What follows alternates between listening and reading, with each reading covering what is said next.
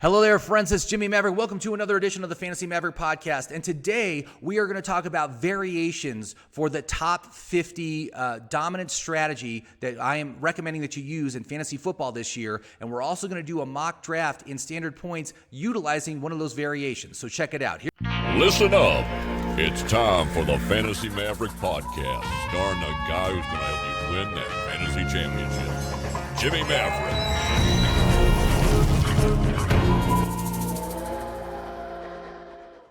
Hello there, friends. It's Jimmy Maverick. Welcome to another edition of the Fantasy Maverick podcast coming at you from Santa Fe, New Mexico. And we are going to talk today about variations and strategies when it comes to my top 50 dominant strategy. So we're going to get to that in just a few minutes. But the big story this morning, man, first thing I see when I wake up is that Leonard Fournette has been released by the Jags, and I am shocked. I mean, the fact that it's this close to the start of the season and they've just decided that's it. We don't even want him on the team anymore. Obviously that's huge. And I feel bad for everybody that drafted Fournette this weekend. And actually Fournette was a recommend on my app. I had him as he was a great volume play for this year, 300 touches and targets, pretty much guaranteed. And now everybody's kind of stuck with him. So what I want to drive home, man, is, and this is what I do, man, I wait as long as possible to do my fantasy drafts. In fact, I don't even have my first fantasy draft until next Sunday. That's when I have it. And then on Sunday through Wednesday, I have 8. So I'm going to be very busy. But I do that for a reason, and I do that because this happens every year. Last year the big story of what happened at this time was when the Chiefs released Carlos Hyde, and it was like a frenzy. And do you remember what happened? Darwin Thompson rocketed up the draft board. He went, he was like going in the 180s, 190s, something like that, and he rocketed up to a sixth or seventh round pick at his peak. And so again, there's drafts happening every day, and this is what's happening in drafts, and people are all taking Darwin Thompson super early.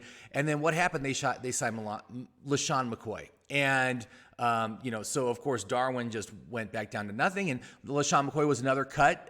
He was cut from the Bills, and then he was picked up by the Chiefs. And so what I want to say in regards to Leonard Fournette, if you did happen to draft him, I would just keep him, hold him for now. He's going to get signed somewhere else. There are several teams that I see as possible contenders for getting his services. You got Chicago, you got Tampa Bay, you've got the Eagles. You never know what's going to happen. But basically what's happening is two backfields are getting wrecked right now. The Jags are the first. We don't know who the second one is yet. So you just got to be careful. And again, like I said, draft as late as possible to avoid these issues from happening. So that's what I have to say about that. So as far as the other Jags, right, you got Raquel Armstead and you got Chris Thompson. Frankly, I'm not really budging on either one because I'm betting the Jags are going to bring someone in like Devonta Freeman, who is still sitting out there on waivers. They might also trade with another team for one of their running backs. So again, the chaos is not done yet.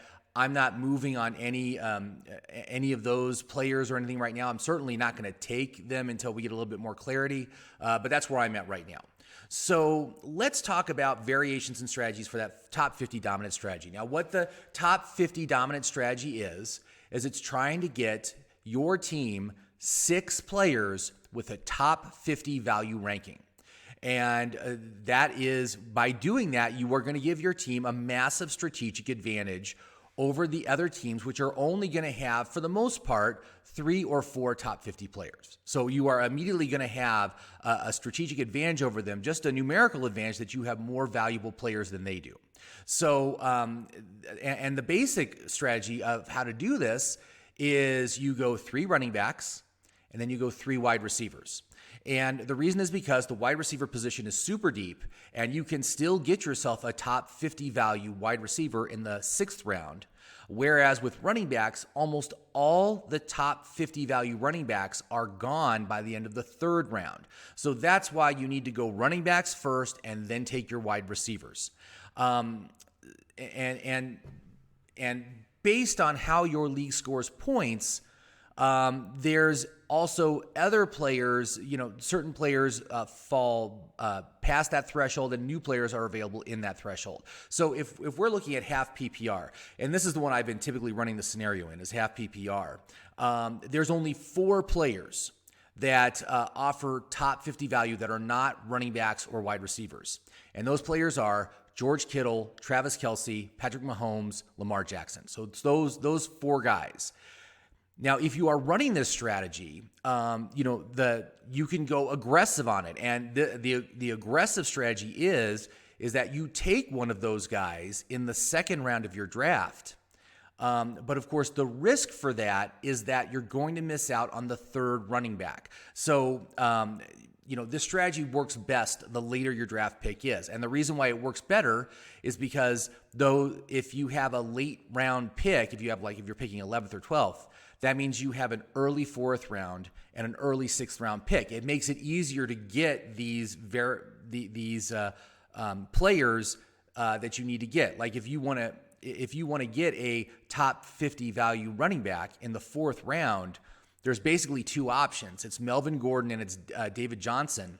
And those guys go early in the 4th round. So if you're picking 10th and you want to do this strategy where you grab Travis Kelce with your second pick, and then, again, you are gambling. It is a risky play, but if it comes to the 4th round and DJ or Melvin Gordon is still on the board, you get them, you're golden, right? You're in great shape. And of course, if you miss on David Johnson, if you miss on those 2 guys, then, you just take your 3 wide receivers. You still end up with 6 top 50 value players. And why would you even want to do this? Well, you want to do this because in most leagues, you only have 2 running backs and 2 wide receivers and a flex spot. So you can only play 5. So if you go all running backs and wide receivers, you're going to have 1 guy on the bench. Now, that is an excellent depth play, right? To have a top 50 value player on your bench is really, really good should something happen to one of those top 5 starters. But to be more aggressive, if you take, one of the elite quarterbacks or one of the elite tight ends, then you have the ability to start 6 top 50 value players. And that's why you would do this, because that just gives you more of an advantage with your starting lineup, that you could field this team of 6 starters with a top 50 value rank. Also, like I said, if you have a second flex spot, or maybe you have a 3rd wide receiver slot, those things all work to get all 6 players onto your starters, starting, at the beginning of the season. So maybe you don't need to do this aggressive strategy if you have that extra flex spot or that extra wide receiver slot or whatever. Now, if you go to full PPR, things change a little bit, and there is an additional tight end that is available that offers top 50 value, and that is Zach Ertz. So the nice thing about this is that you can modify the strategy again, and Zach Ertz is a 4th round player, so you don't have to spend that 2nd round pick to get the elite option. Instead, you can wait till the 4th round. You take Zach Ertz in the 4th round, then you take 2 wide receivers in the 5th and 6th round. And again, you are still sitting there. You've got 6 top 50 value players, and you can start all 6 of them in a standard lineup that you would see. So it's a little bit, in a full PPR league, it's a little easier to run this strategy because there's the extra tight end that would not qualify as a top 50 play in a half PPR. All right, so the final one is the standard points league. And in the standard points league, some things become more restricted. For instance, there's only 1 tight end that ranks as top 50 value in standard leagues. That's Kelce. Again, 2nd round pick. So you could do this strategy in a standard point league. The good news is that there is a significantly larger number of running backs who qualify at top 50 value, including players like Ingram, Montgomery, Ronald Jones, Mostert, Singletary, and Connor. All those guys qualify as a top 50 value in standard leagues, whereas they don't qualify for that in half PPR or full PPR. So that also loosens up your strategy, that you no longer need to spend your first 3 picks on a running back, because these guys are 4th and 5th round picks. So again, I think that, it loosens things up. So you could go running back, and then in the 3rd and 4th, you take two really good wide receivers. 5th round, you take another running back. You get one of those guys, and then 6th round, you take another wide receiver. And that's also a very good strategy. You end up with much stronger wide receivers than you normally would, and you still get 3 top 50 running backs to work with. Also, regarding the rookie running backs, there is a difference in what rookie running backs are available. And again, I very much like drafting rookie running backs as my 3rd running back. Now, the only one that appears on all 3 lists is Clyde Edwards-Helaire, who's really a first-round pick. And I mean, I can see why you'd want to do it. It is very, very tempting. And depending on where you pick, if he's still available, he probably is the best running back on the board. I'm just very nervous about taking a rookie running back this year as my 1st overall pick. I think he's going to be good. I'm not sure if he's going to be 1st round good. So I'd much rather have him in the 2nd round, but that's not how it's happening this year. Now, in full PPR, he's the only rookie that ranks as a top 50 play. So again, if you want him, he'd have to be your 1st pick. Now, in half PPR, Jonathan Taylor also qualifies as a top 50 play. And I like that because I would be able to take Taylor as my 3rd running back. And so that's a perfectly great strategy there. I really like the idea of doing that.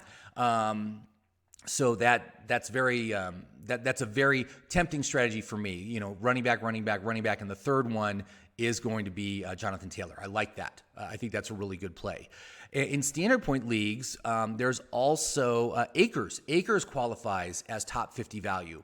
And so Akers is even better because Akers, you can get him as a 4th or maybe even a 5th round pick. So again, it just makes it easier to get one of those rookie running backs and get the top 50 value and be able to get him where they're not your 1st pick overall. So those are some variations that you can get on this strategy. Now, the next big part of the strategy is what happens if you get sniped on Landry. Landry is the guy you want to target in the 6th round. And typically he's available till very late in the 6th round. I think he's going at around 65th, 66th, something like that. So again, this is why it works better. The strategy works better if you have a later pick than an early pick. But even if you miss on Landry, if someone takes Landry before you, you do have a fallback, and the fallback is going to be Michael Gallup. Michael Gallup is always going after Landry, and although Michael Gallup does not offer top 50 value, his value is low 50s. In a half PPR, he's 52. So it's not like your strategy is ruined if you don't get Jarvis Landry and you get, and you get someone like Michael Gallup. Because he still offers a tremendous amount of value there. It's obviously not as good as Landry, but to get 6 players with top 52 value, it's fine. You're totally fine. The strategy still works. So don't even worry about that. But again, Gallup is your fallback.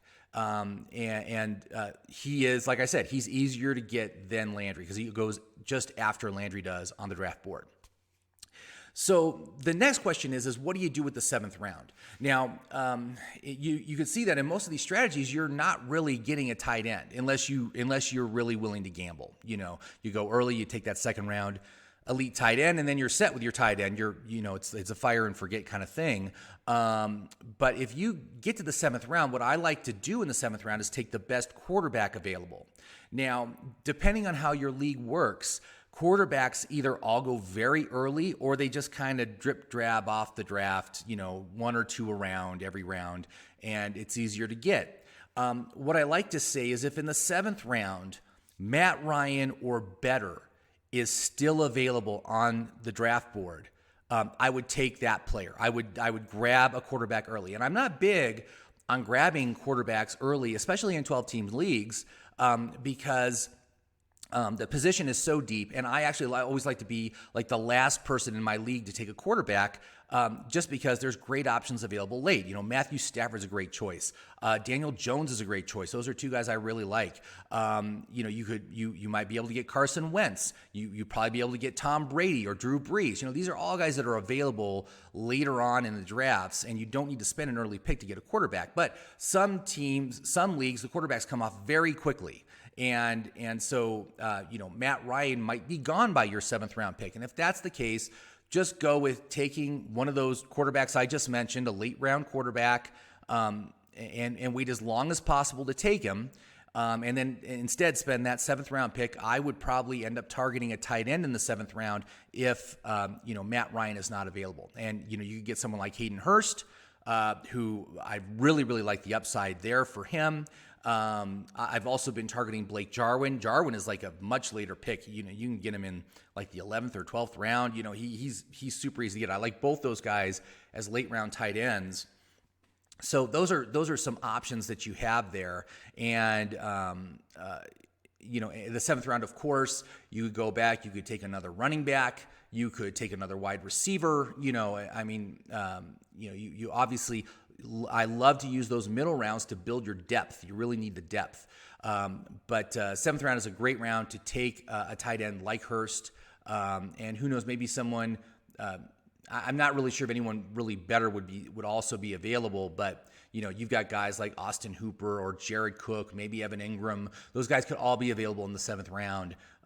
Not as thrilled with them as I would be, with someone like Hayden Hurst. So I'd probably just go for Hurst. But anyway, so those are some strategies that you can use for trying out this. But again, the strategic advantage of you having 6 top 50 value players is enormous. And when you get done with the draft, you'll be able to look at everyone else's lineup. And although maybe their top 4 are better than your top 4, I could tell you your top 6 are going to be way better than their top 6 because of the value differential that you're going to get here. So you definitely want to take advantage of that.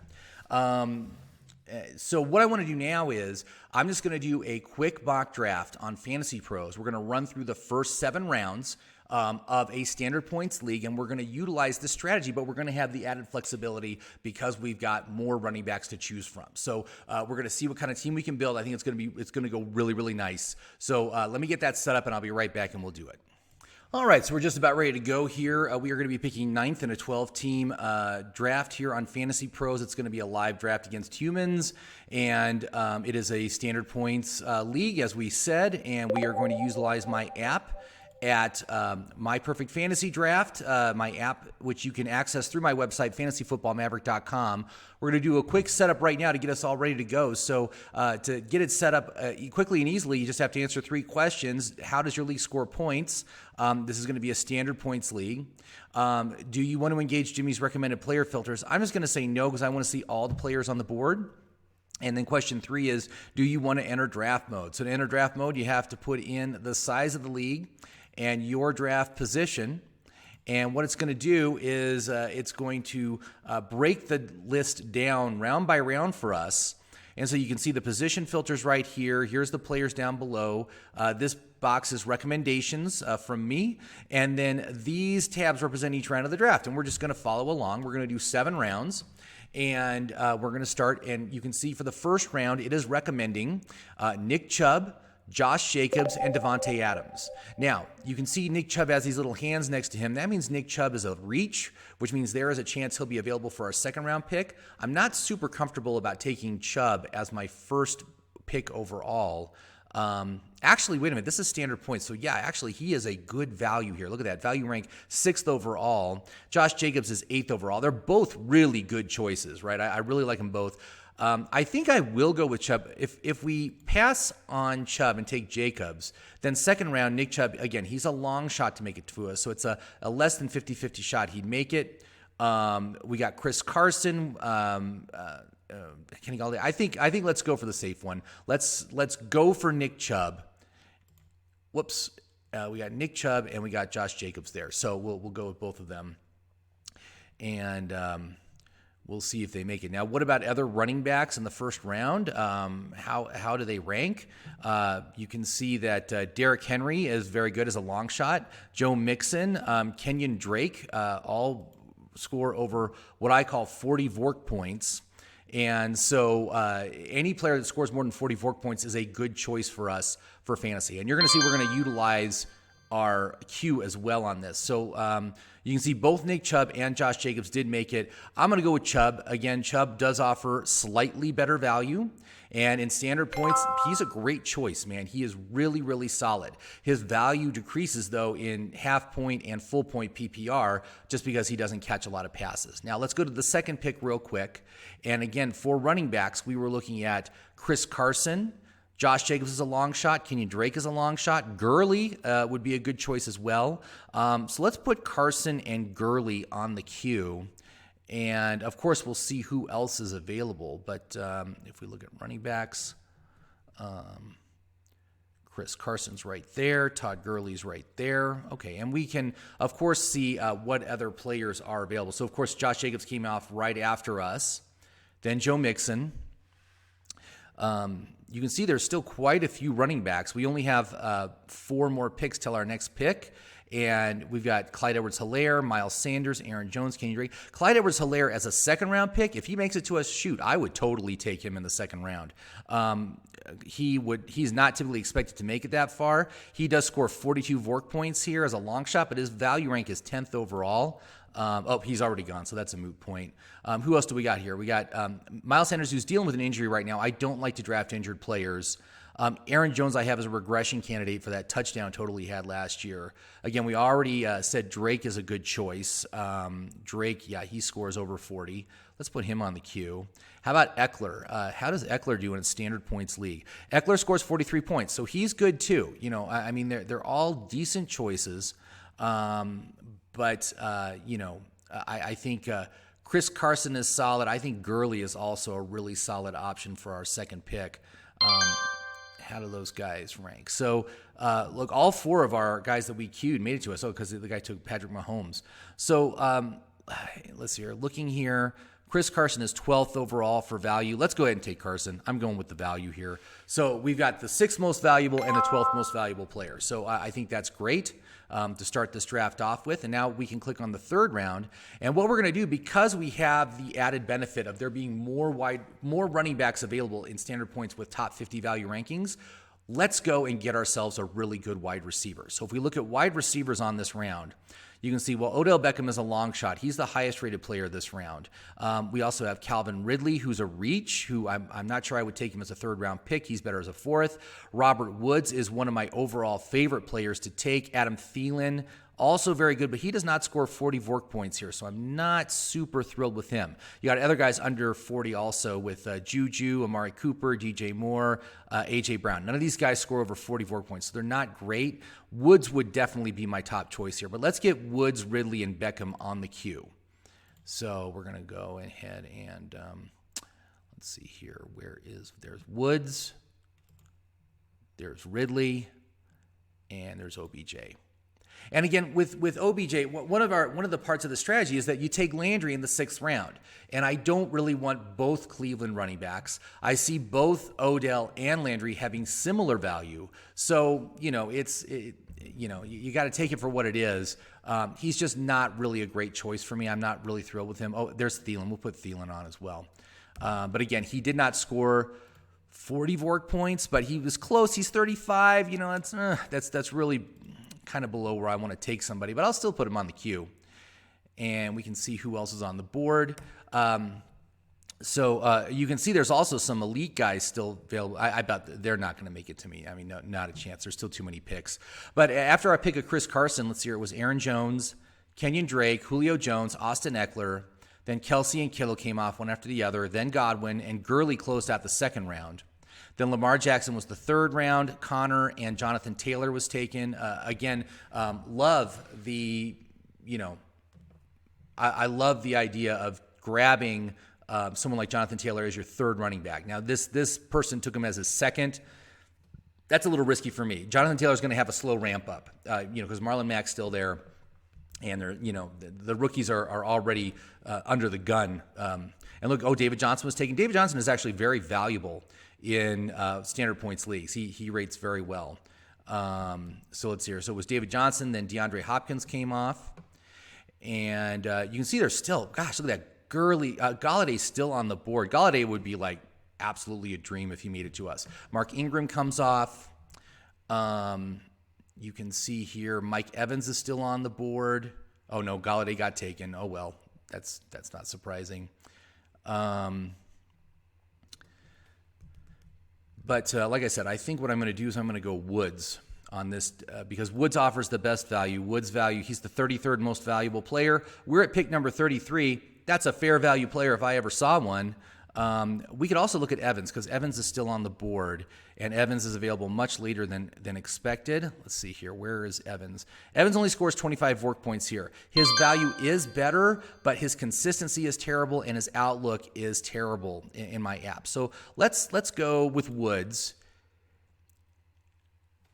And I have Woods rated as a low-end 1. I have him rated as a he is basically like my wide receiver 11, and excellent volume, excellent consistency, and he's a bounce back candidate because he only got 2 touchdowns last year on like 137 targets. That will revert back to a more normal rate of about 5 or 6 touchdowns. He's going to be outstanding this year. So after we went, so Kenny Galladay and Mike Evans all went right before me. Then Robert Woods was me. Then Odell Beckham and A.J. Brown come off. This is a quick turnaround. So if we look to the 4th round here, 4th round, it is recommending, Calvin Ridley's right at the top of the list. I love the idea of taking Ridley. You can see there's also DK Metcalf. That's a guy I really like. That's a breakout candidate for me. Cortland Sutton is there.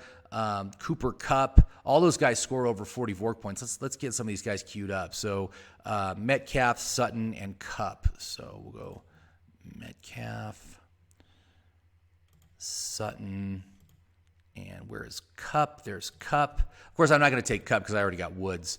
But let's look at the running backs, too. Let's filter for running backs here. And David Johnson, he's already gone. Mark Ingram, Le'Veon Bell, both score over 40. I'm totally out on the Jets right now, but we could put Ingram on there. So let's go ahead and put Ingram on the list. Where are you, Ingram? Okay, it's back to us. And for some reason, I can't find Ingram. He might have already been taken. Okay, so in our queue, Ridley is still available. I love that. Woods and Ridley as my 1 and 2. That's a fantastic combination. Now, what I'm going to go for in the 5th round is I'm going to take myself another running back. And there's a bunch of running backs that rank in the top 50 for value, and there's 3 that should make it to us. Ronald Jones, Devin Singletary, David Montgomery, although I don't like David Montgomery right now because he's injured.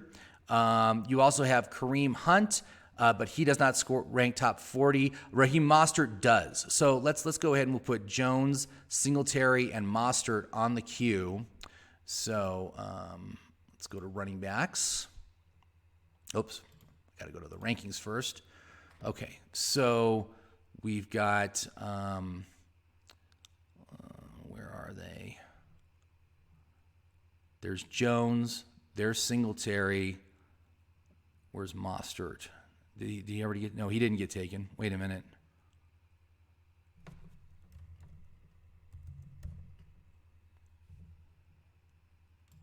Where is he? Oh, yeah, he did get taken already. Okay. And there's Cam Akers. I love Cam Akers as a rookie. If he was to make it back to us, that'd be great. Again, David Montgomery injury, I'm not going to deal with him. Swift does not rank top 50. Hunt doesn't either. Are there any 6th round running backs that also rank top 50? They are not. They are all gone. And in the 6th round, actually, I forgot to mention this, that Landry does not rank in the top 50. He's a 53 in a standard points league. But you know what? That is good enough. That is close enough for me. You got Landry at 53 and Gallup at 59. Again, both those guys are great 6th round options. So we can go ahead and go on to get those guys queued up. So there's Landry. And where is Gallup? Gallup is right there. Okay, so we're in good shape. So if you look at our queue, we still have a bunch of players here. Again, the target is going to be to take one of the running backs here in the 5th round, and then either Landry or Gallup in the 6th round. And that is going to get us, we'll have 6 players with top 60 value, but 5 of them will be top 50. And I can tell you that no one else is going to have 5 top 50 value players. We can look through it after the fact, but that is guaranteed. So right now we've got Nick Chubb and Chris Carson. We've got Robert Woods and Calvin Ridley, and then we're going to take another running back, and then we'll take one of these wide receivers.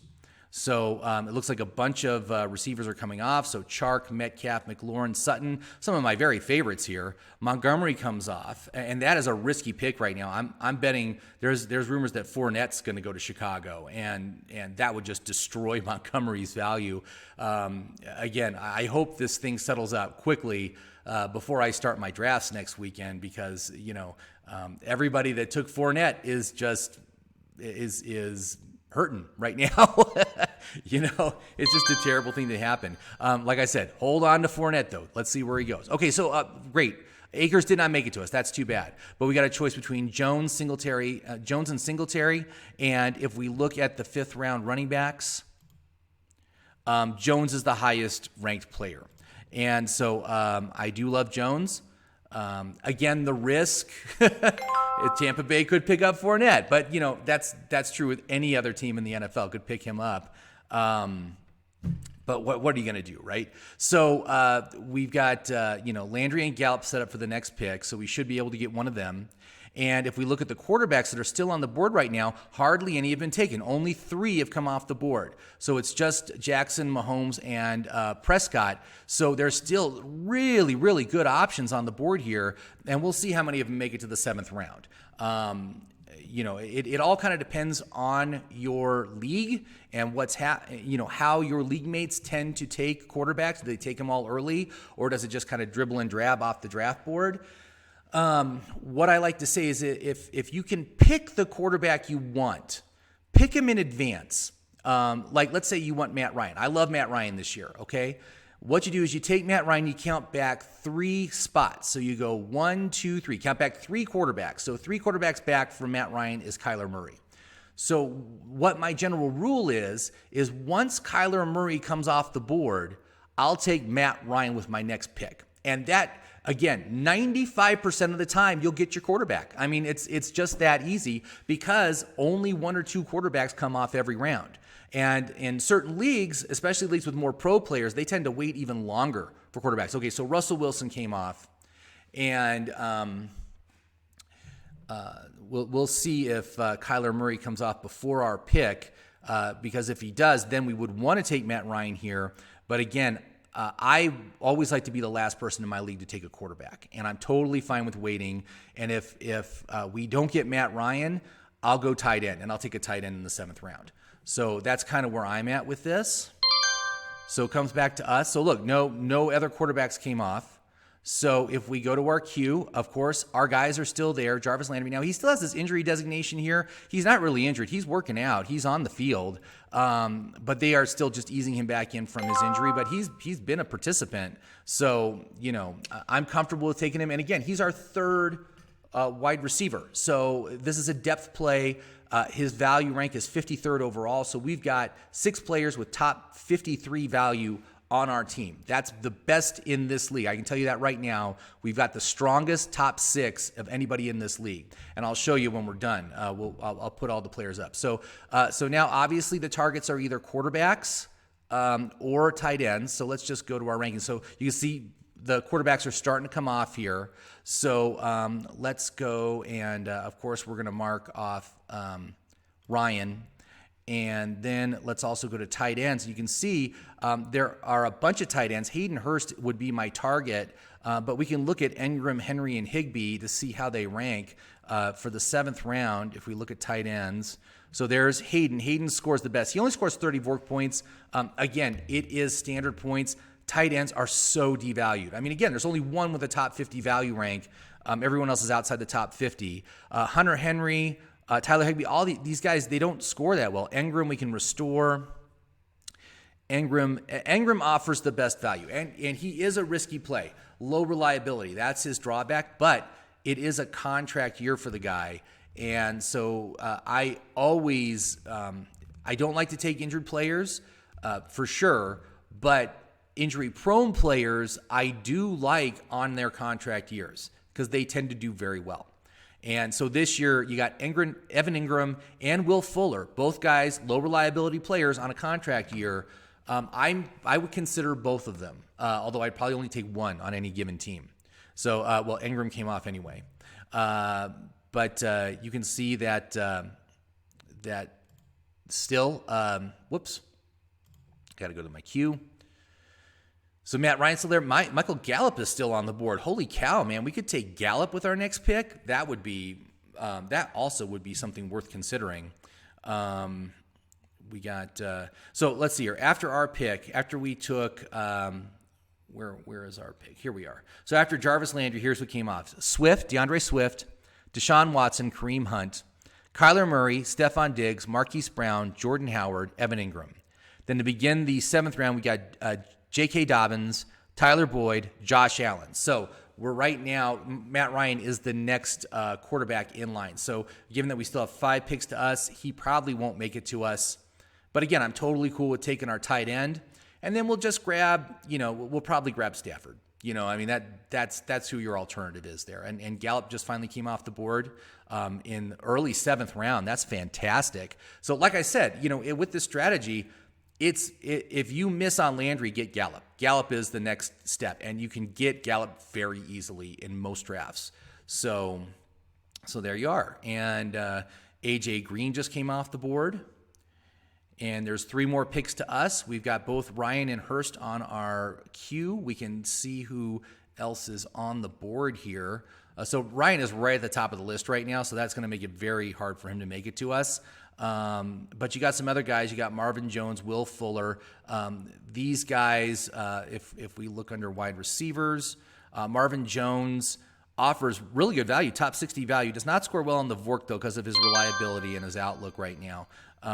But let's see here. So who made it to us? So look, Matt Ryan did make it to us. So let's go ahead and take Matt Ryan. We'll go ahead and we'll take our quarterback.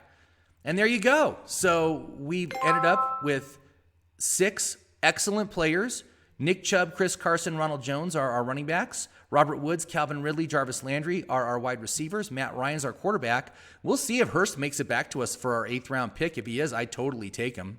Let's just see. It's going pretty quick here. So after us, Kerryon Johnson, Carson Wentz, Will Fuller, then Julian Edelman, Brandon Cooks, and it hasn't shown me who they put, but it is back to us. Hayden Hurst did make it back to us, so let's just take him.